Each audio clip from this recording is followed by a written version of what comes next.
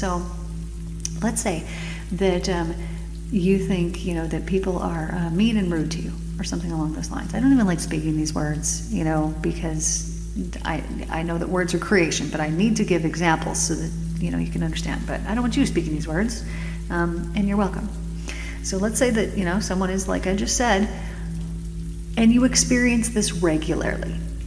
Okay, so probably the first time that it happened, somebody was having a bad day and reacted a certain way. Now, what happened in that situation? Rather than you thinking like, oh, somebody's just having a bad day, it's really got nothing to do with me.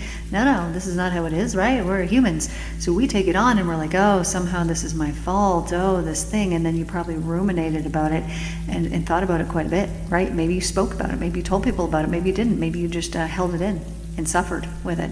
And then either way, what happened? A little bit of fear developed because you didn't like it. You didn't like it at all. And so this fear developed of, I hope that this doesn't happen again. But what happened?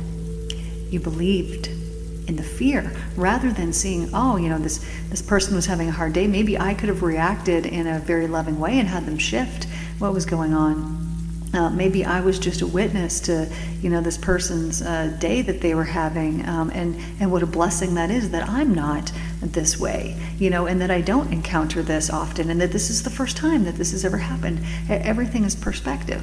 Like we talked about that angel, I can't remember the name of this angel, if it's even got a name, but the one that's kind of, creepy looking in my opinion, this covered with the eyes, completely covered with the eyes. It's covered with eyes on the wings, it's covered with eyes on the body. And when this angel appeared one night in circle, which you can join our daily circles, by the way. But anyways, when it joined our circle, I was like, dude, what is this? And then it told me, it is the angel of perspective. Which eye do you need to look through so that you can gain the proper, true, divine alignment perspective? Because if you're thinking something and you do not feel freedom, then you are not thinking something properly. The mind has gotten out of control, which is what happens because we're freaking humans.